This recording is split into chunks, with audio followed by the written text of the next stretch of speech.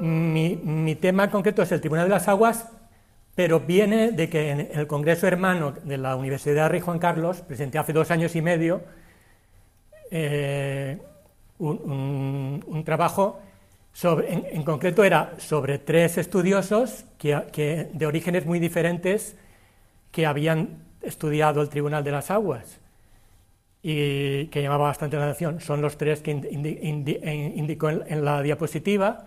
Por ejemplo, cuando Elinor Ostrom, en Governing the Commons, presentaba una tabla al final de las instituciones del mundo, de pesquerías, de bosques, de sistemas de irrigación, y las valoraba, nos veíamos sorprendidos porque hablaba que los sistemas de irrigación de la Huerta, de Valencia, Murcia y Orihuela, escribía mal Orihuela, y también de Alicante puntuaban muy bien en todos los aspectos. 2 años después publicó el libro de Crafting Institutions for Self-Governing Irrigation Systems, también que los principios que señalaba en este primer libro los desarrolla en relación a, sobre todo, los programas de USAID en el mundo que intentan implementar ingenierilmente sistemas de irrigación en zonas pobres buscando el desarrollo. Y pese a emplear mucho dinero, al final viene a ser un desastre porque no funciona el mantenimiento. El segundo autor de origen es un procesalista español que cuando le tocó ir a Valencia por curiosidad fue a estudiar el Tribunal de las Aguas en presencia y aprender.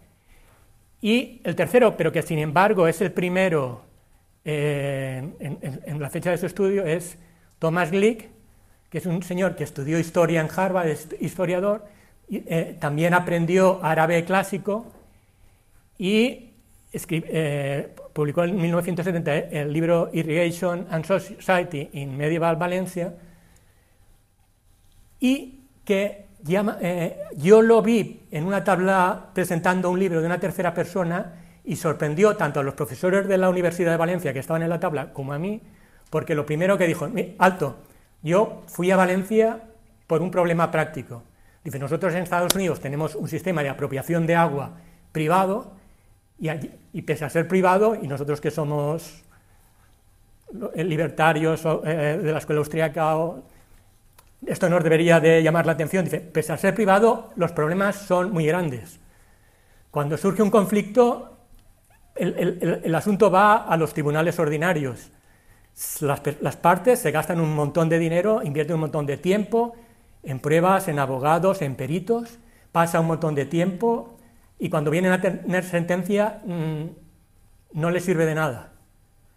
El problema recidiva, a veces entre las mismas partes, a veces en otros sitios, pero no les sirve de nada. Y él buscando vino a Valencia.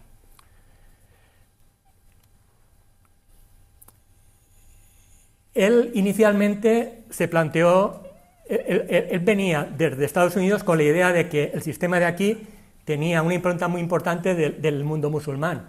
Y como él sabía árabe, le enviaron aquí, al principio era una beca para buscar las bases árabes del sistema, para encontrarlas aquí en los archivos, publicarlo y que les sirviera para ellos. Sin embargo, él cuando vino a Valencia se dio cuenta que no había documentación y que no iban por ahí los tiros. Entonces él replanteó el tema y decidió, y cada vez fue yendo más hacia el estudio propio de las instituciones. Y además, más adelante incluso cambió el enfoque, porque lo que hablaban antes, en las facultades se estudia historia con un enfoque marxista que muchas veces las cosas no cuadran.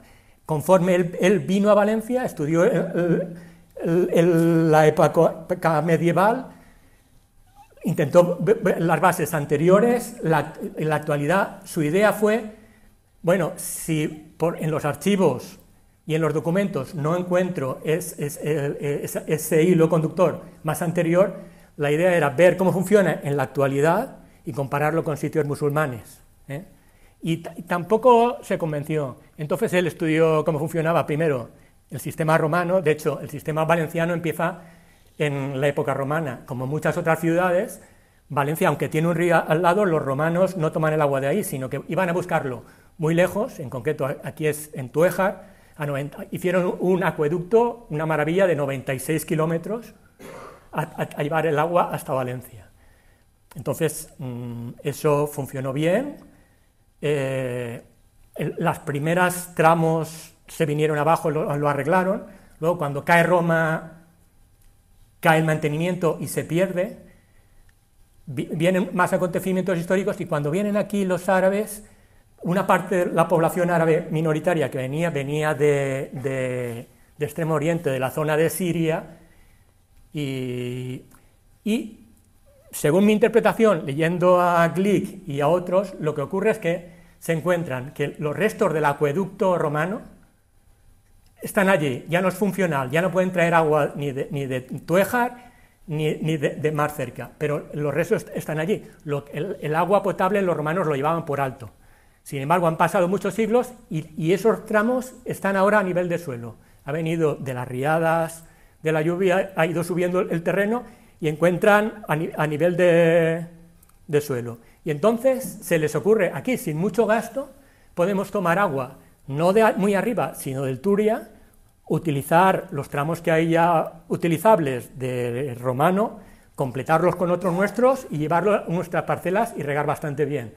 Como allí en Siria, en lo que era Mesopotamia, eran las primeras civilizaciones hidráulicas, el conocimiento práctico lo tenían, no solo de ingeniería sencillo para regar mediante gravedad, sino también para organizar el sistema.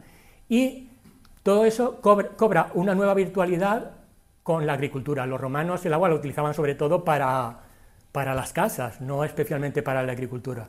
El mundo musulmán, árabe musulmán, sí que lo utilizan para agricultura, además con nuevos cultivos y eso. Y entonces ahí gana una nueva virtualidad. No funciona, ¿no, Jorge? No, será que no me lo pongo yo bien. Vale.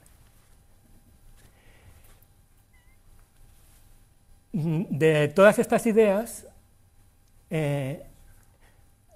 Glick del sistema de Valencia también aprende una idea. Dice, en el mundo académico ahora a un sistema así se entienden problemas internos y problemas que vienen de fuera. Sin embargo, del sistema de Valencia no hay ningún problema que pueda ser considerado externo al sistema. El sistema está organizado para, pase lo que pase, seguir funcionando. La clave es, en mi opinión, es que integra desde el principio un criterio de propiedad. Yo había presentado en el otro congreso lo que decían estos historiadores, feliz y tal, pero luego me quedaba algo. Digo, ¿pero qué es en realidad el Tribunal de las Aguas? Se dice que es el tribunal europeo que ha estado más largo tiempo funcionando, que si es milenario, que si viene de la época musulmana, que si tiene raíces romanas, que si esto, que si lo otro, todo es oral. ¿Qué es? Y para este congreso responder a esta pregunta es lo que intento. Mi respuesta inicial es, después de darle bastantes vueltas, lo que es el tribunal, el tribunal y todo el sistema que hay debajo. El tribunal solo es la pieza que se ve, la pieza superior. Como si fuera un arco gótico, es la clave de bóveda final que va arriba, pero en realidad acaba de dar equilibrio al sistema. Eso es el tribunal. Bueno, pues la clave es que son comunidades de propietarios, pero de propiedad de verdad, de propiedad romana. Y han tenido el mérito de no transformarse en lo que suele ocurrir, en una comunidad política. ¿Por qué ocurre eso? Glick tenía la idea que en las facultades de historia se aprende sobre estas cosas. Es la teoría de Wittfogel, del despotismo oriental. Dice, para los grandes trabajos de hidráulica se necesita un señor rey muy importante, con mucho poder, con mucho dinero, y que ordene a las gentes por la fuerza a hacer los trabajos. Sin embargo, él en Valencia se dio la cuenta que aquí no cuadraba, aquí no había ocurrido eso. Aquí eran sistemas que eran de abajo arriba, y muy descentralizados y celulares y descentralizados.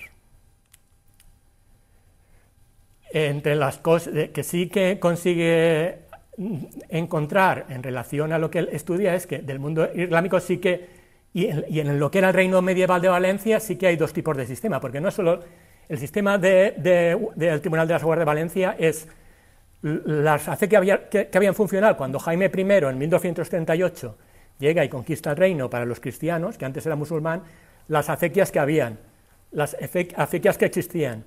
El rey conquista, pero se da cuenta de cómo funciona y dice, ahora voy a imponer yo lo que yo considero, pero alto, esto funciona bien. Él hace donación de todas las acequias al pueblo, a la población de Valencia. Y hace un mandato muy simple, que siga funcionando como en tiempo de los musulmanes, que es un párrafo muy típico de los fueros de Valencia. Entonces, Glich se da cuenta que en Valencia y en el reino de Valencia hay dos sistemas funcionales. Uno es de tipo sirio, que en realidad se distribuye el agua proporcionalmente a la superficie de la parcela y el agua va irremediablemente unida a la propiedad de la tierra. Sin embargo, hay otro sistema que funciona por zonas de Alicante, en comunidades de regantes de Alicante, que es bastante diferente. Ahí se separa el agua de la propiedad de la tierra y el agua se subasta al mejor postor. Esto había confundido bastante a los estudiosos porque parecían dos sistemas, pero en el fondo son el mismo. En el fondo son el mismo y la clave básica es el principio de propiedad, que allí, sobre todo por los labradores, se tenía muy asumido. Y al final, Glich llega a la conclusión de que la posibilidad es que el sistema sea un producto de una acreción gradual, que haya ido tomando de aquí, de allá, de los romanos, de aquí, y que las comunidades de regantes, especialmente de las 7 acequias, que hoy son 8 del Tribunal de las Aguas, han conseguido mantener su autogestión y evitar que siempre que el Estado, que el rey, que los mandatarios del rey, que los nobles entren ahí dentro.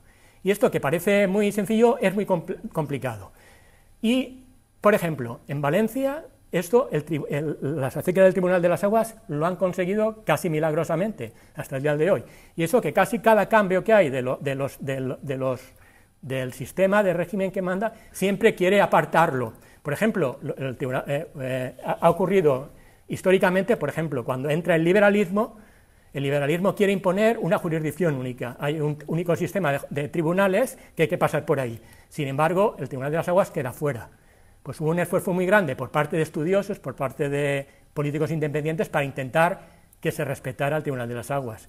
Eso ha ocurrido también cuando se ha entrado en vigor la Constitución del 1978. También ocurrió lo mismo. Algunos estudiosos tuvieron que intervenir para que hubiera una excepción y no se incluyó expresamente al tribunal, pero se creó una fórmula por la que se respetó el tribunal, y luego hay, por ejemplo, el Consejo de Hombres Buenos de Murcia, y ahora, por ejemplo, hace poco también ha entrado el tribunal, un tribunal de Orihuela, y un tribunal que es del área también del Tribunal de las Aguas de Valencia, que sin embargo en época medieval se le dio como gracia que pudiera de una de las acequias sacar un octavo hacia otra acequia nueva que se hizo. Y esa acequia, pese a tomar el agua del mismo sitio, funciona de una manera autónoma y tenía un tribunal independiente, y es el Rollet de Gracia de Aldaya con el Tribunal del Comuner. Y una de las últimas reformas de la Ley Orgánica del Poder Judicial ha entrado como tribunal independiente. Cuando estudias el Tribunal de las Aguas, siempre ha venido gente de fuera a tomar modelo para aplicarlo en sus países. Yo me he dado cuenta, por ejemplo, después en 1840 o 50, vino Jobert de Passat, un varón francés con ideas así avanzadas, a tomar modelo para aplicarlo en Francia. Él luego hizo un libro, vino a estudiar la zona de Cataluña y la zona de Valencia. Él se dio cuenta que, aunque creía que era lo mismo, era muy diferente, y capta algunas cosas, pero no llega realmente a captar hasta el final lo que ocurre. Y él lo que publicó y trasladó al francés es las ordenanzas de las acequias. Por ejemplo, ahora hay un profesor en Valencia que ha mandado mucho, que es del PSOE, que nació en Albacete, se llama Joan Romero, catedrático de Geografía, que él republicó, traducido este libro al español. Es del Partido Socialista, lo que llaman ellos País Valencià, y un poco de ahí ha hecho carrera. Sin embargo, no se dan cuenta, tiene una especie de no sé cómo decirlo, creen que la letra impresa, las leyes escritas, en este caso las ordenanzas, son lo que mandan. En el caso, por ejemplo, de Valencia, la gente implicada, la mayoría no sabían leer ni escribir. La mayoría son labradores, han estudiado poco y además la lengua de allí, en esta zona, es el valenciano, que cuando, a partir de 1500, pierde preponderancia y, yo qué sé, mi abuelo era regante de ahí y firmar y poco más. Pero tenían muy claras las cosas básicas. No se necesita ir al colegio para saber. Y las cosas básicas, y lo que es el respeto al otro y lo que es el principio de propiedad. Y mucho del éxito del funcionamiento de ahí viene de ahí. La conclusión de Gluck, en realidad, en este párrafo, lo resumo, y él viene a darse cuenta que, bueno, hay elementos de continuidad, hay elementos de novedad, pero al final, en los sitios que ahí funciona la agricultura de irrigación, al final llegan a unas mismas conclusiones. Y él lo encuentra en el mismo Hammurabi. Encuentra que aunque hay apenas muy poco escrito en el código de Hammurabi respecto a la irrigación, en los sitios donde ha funcionado, están funcionando esos mismos principios. Y que de hecho, como las reglas son reglas en uso, más que reglas escritas, pero cuando hay reglas siempre unos pueden interpretarla de una manera o de otra, para su beneficio, para lo que quieran. Entonces siempre tiene que haber alguien que diga lo que es la regla y lo que entra y lo que no sale. Y entonces en estos sitios lo que suele haber es un tribunal de mayores que se discute las cosas y de manera abierta. Y en el caso de Valencia, que todos los jueves a las 12 de la mañana, cuando suenan las campanas en la puerta gótica de la catedral, todo el mundo sabe que se reúne el Tribunal de las Aguas y que cuando hay conflictos van allí los labradores, se discute y se sentencia. Allí, delante de todo el mundo, transparencia absoluta, y todo el mundo sabe que no hay engaño, y todo el mundo y todos los labradores saben que dependen mucho de eso, y lo valoran y casi lo veneran. La segunda, Elinor Ostrom, en ese segundo libro, ella está pensando más que en explicar cómo funcionan los sistemas de abajo arriba, en sistemas nuevos, cómo implantarlos. Y entonces dice, pues tienen que ser estos 8 principios, definidos claramente, los límites muy bien definidos, tanto de la tierra, como del agua o de lo que se va a repartir, como de los costos de mantenimiento y ese tipo de cosas. Luego tiene que haber un sistema de resolución de conflictos, y luego ella especifica los puntos así. Estos son los que, en el caso de Valencia, puntúan todos muy, muy alto. Yo me explico muy mal el artículo, como tomo párrafos de estos autores, y estará bastante interesante y bastante legible. Y este señor es Víctor Fayren, que escribió en 1970-1980 un libro explicando la virtualidad del proceso, y pese a que son labradores, él se da cuenta que pese a que formalmente aquello no es una maravilla, los principios que sigue para esa transparencia, habla de los principios de oralidad, inmediación, de valoración de la prueba, el concepto de debido proceso de ley, juzgado por pares. Vamos a ver, que lo que nosotros consideramos muy bien de los organismos estatales que mejor funcionan, hacia donde se dirigen, precisamente es lo que tenía este tribunal y sin embargo no se valora. Y es el prestigio moral es lo que hace que la gente lo cumpla. No es que lo reconozcan en las leyes de verdad, sino ese prestigio moral, que en realidad viene del ejemplo y viene de unas normas que la gente tiene muy asumidas, sobre todo los labradores. Cuando ponen a una persona que ya no ha mamado eso en su casa, ahí, incluso con su mejor voluntad, a veces no funciona la cosa tan bien.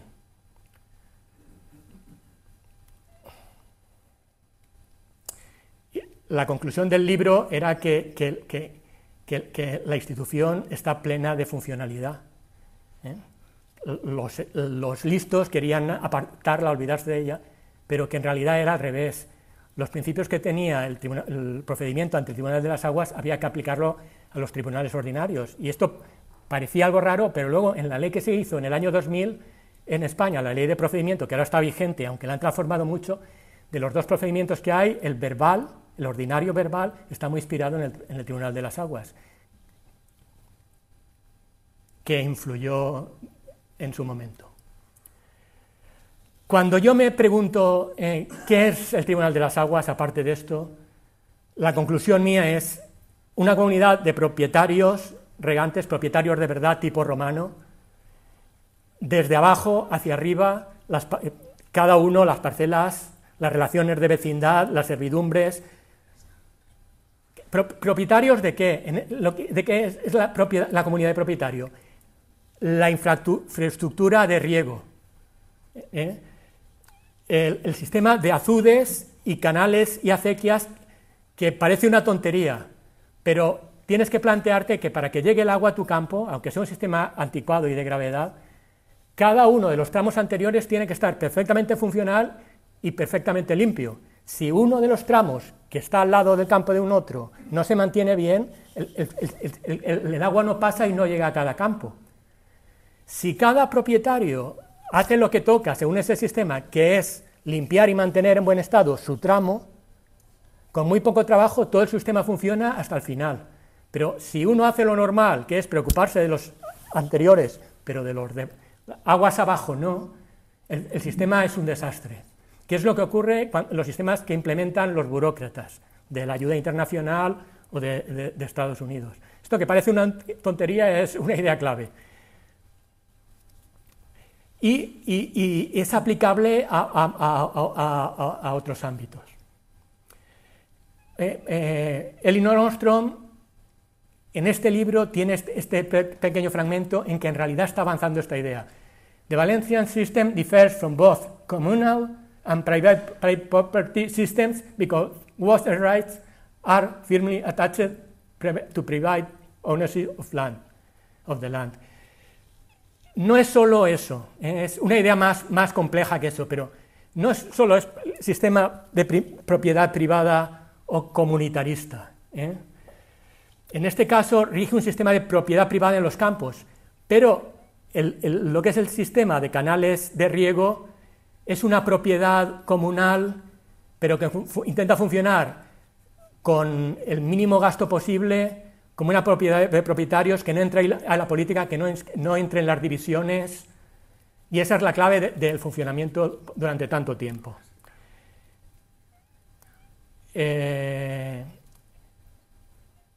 Y en estas tres últimas diapositivas escribo mi reflexión sobre lo que es el sistema. Sí, son en realidad comunidades de regantes descentralizadas, celulares. En realidad casi cada ramal de cada derivación es una comunidad de propietarios por sí misma, a veces con reglas, con hábitos diferentes. De hecho, el tribunal, cuando va a juzgar, muchas veces le hace, ¿vale? Pero en este tramo, que es la costumbre de tramo vale más que costumbres más amplias. En realidad es una manera de respetar a todos los comuneros, a cada persona. En realidad, todo el sistema es un medio, no se llega a convertir en un fin en sí mismo. El sistema funciona por mera imitación. Los hábitos de los que funcionan, de los que mejor hacen las cosas, la gente se siente obligado a hacerlo.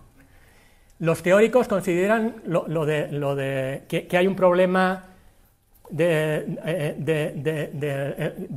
propiedad común, que en realidad no se da. Aquí se da, dices, bueno, algo que era imposible, son los propios interesados, los propios regantes, los que monitorean el cumplimiento por parte de los otros, por su propio interés, sin casi gasto, y la gente se cumple. De hecho, una de las claves del sistema es que tratan a todas las personas por igual. Antes hablaban de castas, de dos castas. En realidad, el sistema de Valencia, que es una institución espontánea de las que habla Menger, lo típico es que todas las personas son iguales frente a la institución. Da igual que sea un rico, que sea la persona más pobre del mundo, ¿eh? Allí se trata igual. A veces se ha llevado al tribunal a una empresa importante porque había roto un canal y va allí los jefes con los abogados y un poco riéndose y no queriendo cumplir, pero realmente al final, sin llevar el asunto a mayores, se acaban cumpliendo porque cuando se ve que es de razón, se cumple mucho más que los tribunales ordinarios. Y, aparte de ser una red de comunidades de propietarios de verdad, yo observo que la fuente de repetitividad, de generalidad, viene a ser que son percibidos como que las reglas no es lo que está en las leyes, ni incluso en las ordenanzas, sino los participantes entienden que es lo derecho. Y en mi opinión, lo que es la más auténtica fuente originaria de derecho. Yo en realidad soy abogado, ¿eh? Como segunda carrera no conseguí abrirme camino en bioquímica, que era mi campo, y estudié como segunda oportunidad y aquí. A mí lo que me han enseñado en la facultad, al final le das muchas vueltas y dices, ¿es esto el derecho, lo que me dicen aquí? Para mí, derecho es lo que se hace cada jueves a las 12 de la mañana en el Tribunal de las Aguas de Valencia, lo que hacían los antiguos romanos en la época de la República, que eran básicamente consultos influidos por jurisprudentes normales, lo que se hace hoy en los tribunales arbitrales transnacionales, lo que eran los tribunales mercantiles de la Edad Media y cosas así. Muchas gracias.